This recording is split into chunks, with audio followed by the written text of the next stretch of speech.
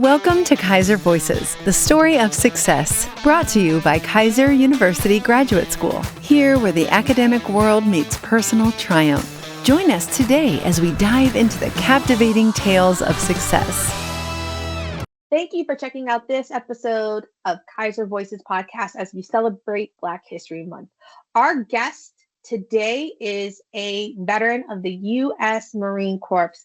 And as part of his journey, he is going to be sharing some sensitive or even triggering stories as we discuss our guest's journey to receiving his Purple Heart medal. Please bear this in mind as you tune into this amazing conversation. And we hope you enjoy this episode as much as we enjoy getting to interview our special guest, Mr. Allison. Welcome back, everybody, to another amazing episode of Keiser Voices.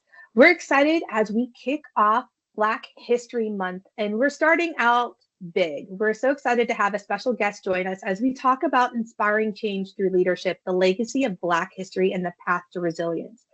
Joining us is a U.S. Marine Purple Heart veteran, Michael W. Allison. He's a highly sought after keynote speaker, TEDx speaker, best-selling author, expert leadership trainer, and award-winning INC 5000 entrepreneur. As I mentioned, Michael Allison is a U.S. Marine Corps veteran. I don't know that I've ever met a Marine that is actually retired or a veteran, but we're going to roll with that because that's what he told us.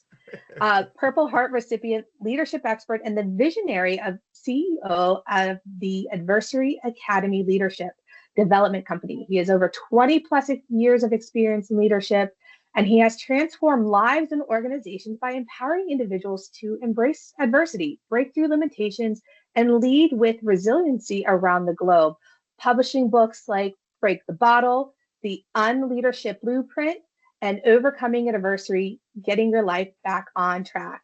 Thank you, Mr. Allison, for being here with us today. Thank you so much for having me. It's an absolute pleasure to be here with you guys. So that was a mouthful about you. Thank you, most importantly, for your service as a Marine. How long were you a Marine?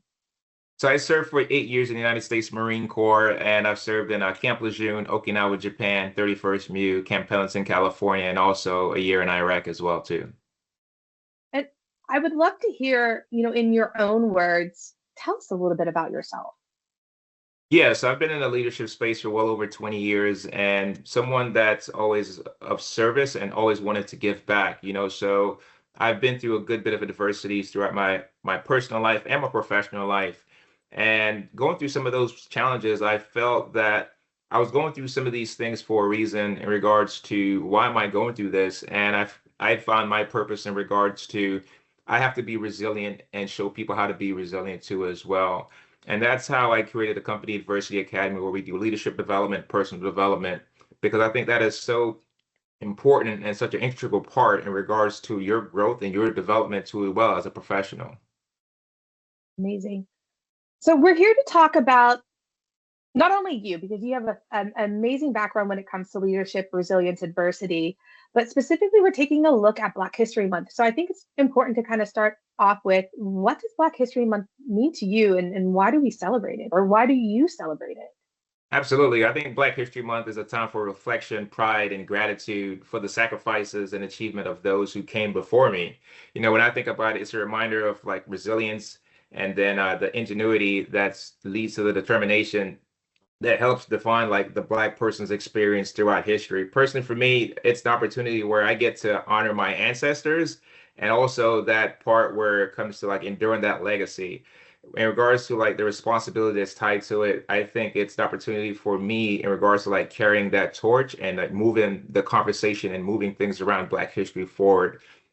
When there's so much challenges that the African American face or the Black American face, I think it's important to always keep that conversation going through our community, through mentorships, through service, because I think especially it's not just the 1 month that I believe that it should be celebrated. I think it should be recognized and talked about all the time in regards to like a call to action. Did you find that when you were trying to have those conversations with the community, with those around you, did you find yourself struggling to find that voice, to find your voice to do so?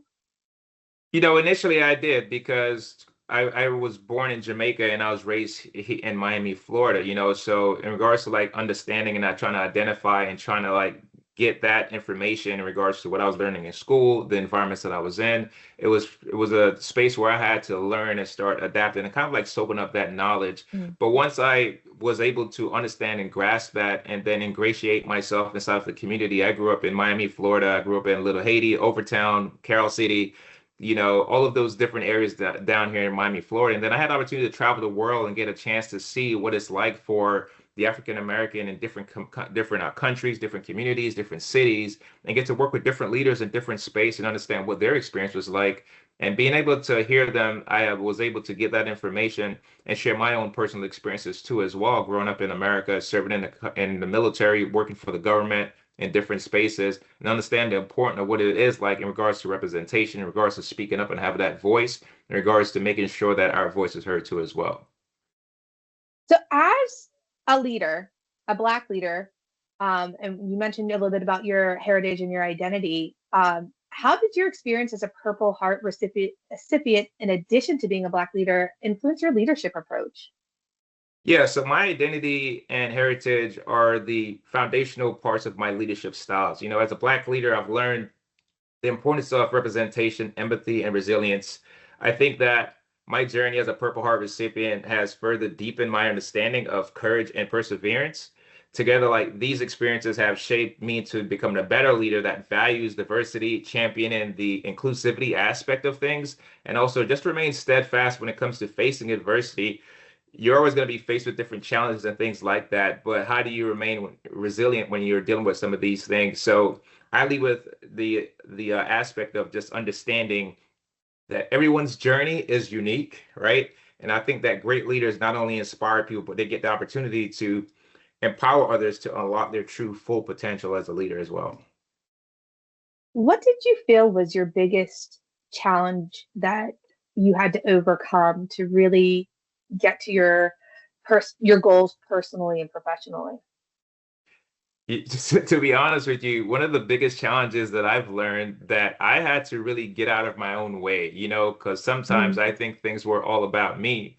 And what I realized was when you become a leader, it's all about other people and serving other people and putting them first. And you'll really get to understand what true leadership is about. And I was dealing with some of my own personal challenges that I was going through in my own personal life. And once I started addressing some of those things and fixing myself and healing myself on the inside, and I was able to fill my cup up first and then start serving other people. So I say that as in like I'm someone that went through a good bit of childhood trauma when I was growing up, coming from Jamaica and going through some of the things with being bullied in school, then serving in the military, and then going through my experience in Iraq, which also led to having PTSD, a traumatic brain injury. I was blown up by a VBID car bomb in Iraq.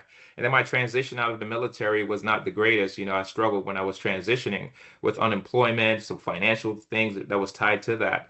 And that's when I really had to go work on myself, get the help that I truly needed. And then once I was able to work on myself and fix myself, that's when my life started flourishing, my career started flourishing, the people around me started flourishing too as well. So that's what I mean in regards to like working on myself first so I can make an impact to other people and help inspire people and change our lives too as well. Did you find it hard asking for help? Like saying, you know what, I need help. I can't do this on my own anymore. So it's funny that you asked me that question. You know, when it comes to asking for help, sometimes it takes for us to set aside our pride. And that's something that I was not willing to do, especially as a man. And I had to learn how to get over that. Because for me, someone that have been through some trauma, I kind of like bottled up a whole bunch of things and I was not at Yeah. a space where I was able to be vulnerable and transparent.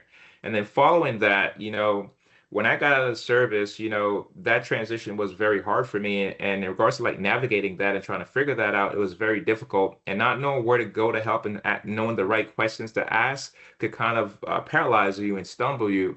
But it was not until I started getting mentors and getting coaches and people that are influencing me to show me how to get out of my comfort zone and just do little things that are challenging every single day to push you out of your comfort zone. That's when I was able to get people that was like mentors, the coaches, the counselors, just better circles, better a group of men that was supporting me in regards to wanting to see me better. My wife was beside me, supporting me and pushing me along the way too as well. And once I was able to employing these people all around me, that's when I was able to be much more vulnerable, much more transparent, and realizing as I was going through that's even tied to like when I started writing my book. I found that this was more so of a therapy. This was like a healing process Mhm. for me, and this was helping me along the journey as well too. Oh, that's amazing. Because I couldn't imagine going through what you did, like even a third of what you went through. I mean, we could pick a point, like your childhood, coming to the United States from Jamaica, and then, your transition out of the military and your experiences in the military. I mean, it's just amazing to be able to get to sit here and talk to you today. What advice would you give to somebody to build that resilience? Yeah, I think when it comes to building resilience, it starts with your self-awareness and the ability to reframe challenges as opportunities. I encourage people to just focus on your why. That will lead to identifying your purpose and what's driving you, because that clarity will give you that sense in regards to like what you could anchor yourself on when it comes to like tough times. We're all going to face challenges, we're all going to face Mm. adversity, but what is that thing that we can hold on to that's going to push us through and propel us through whenever we're faced some of these tough times?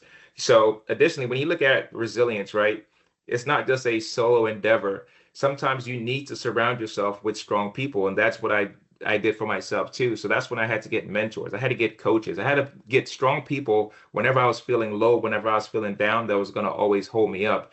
And having those people in my corner helped me build that resilience when I was on that journey, because you can't just focus on just the destination all the time. That journey along the way is part of like a learning lesson. It's part of where you're going to have some personal development, professional development. There's always going to be growth along the way. And the beauty about that is always you're going to have a testimony and a testament in regards to like your strength as well too when you look back at it.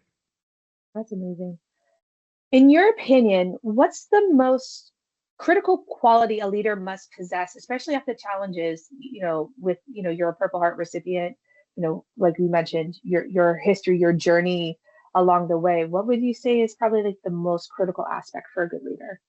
Yeah, I love this question, Heather. So when I was serving in the Marine Corps, I was a young leader and I was observing things and soaking things up and watching different things from different leaders that I was seeing, because I've always thought leadership was just from one particular level, and it just filters from the top down to the bottom. But every single person has the opportunity to become a leader. And as I learned from different aspects, from your frontline supervisors, your middle management, and your senior executive, everyone has the opportunity to get to lead.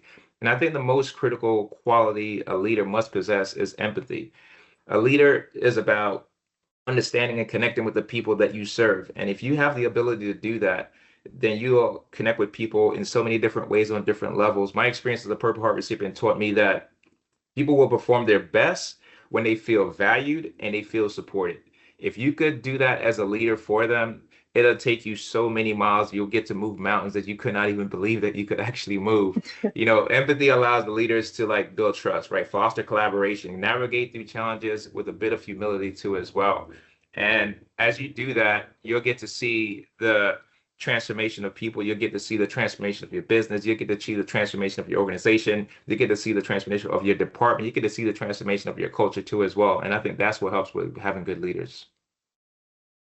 So one of your books, The Unleadership Blueprint, and then I've, Yeah. I've been on your website, I've been on your company's website, and you call it the Unleadership. Yes. What's that message? So the unleadership is about untraditional ways that we could look at leadership opposed to just the standard ways that we look at leadership. And I mentioned that as when I was serving in Iraq, we had this kid named Puckett, and Puckett was a Lance Corporal, a 18-year-old kid, just came out of boot camp, and they're serving with us in Iraq. And while I was there in Iraq, he was the assistant to the main section leader, and the main section leader was in a firefight. And unfortunately, while in this firefight, his section leader was getting shot at, and he lost his life. Puckett stepped into action, grabbed the section leader and got him out of there and saved the other guys' lives that was there. And he was running and dodging bullets and so many different things.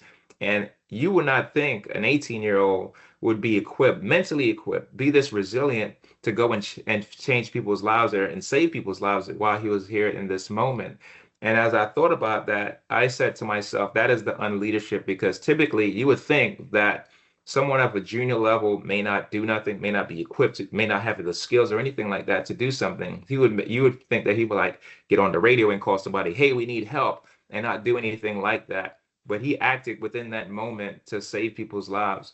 And that's when I look at things in regards to the unleadership is, how can we filter leadership from the top down all the way to the bottom? And how can we filter leadership from the bottom all the way up to the top, where there's continuity, where there's transparency, and everyone has a different role and a different level of accountability and responsibility at every single level when it comes to leadership. Wow, what an amazing story. I mean, an 18-year-old, like, when we talk about veterans, and, we're fortunate enough to have a lot of veteran students and alumni and employees. So we hear different stories from them as well. But like, it's amazing to think about, like, that's an 18-year-old. We don't know what his life history is, but he could have easily, like you said, called the radio, run away. He didn't. He went in there. I mean, amazing. Exactly. That level of bravery takes another level of leadership. And that's what I'm talking about when it comes to the leadership. We all have that inside of us. It just takes something to pull it outside of us. And I think as leaders that are in different levels, you get the opportunity to pull that out of everybody that's working with you and serving with you as well, too. So whether we're a civilian or, maybe we're a soldier, somebody serving currently, or how do we celebrate Black History Month? Yeah, I think when you celebrate Black History Month, I think it's all about inclusivity. And I think it's all about recognizing and being totally aware in regards to your past, your present, and the future.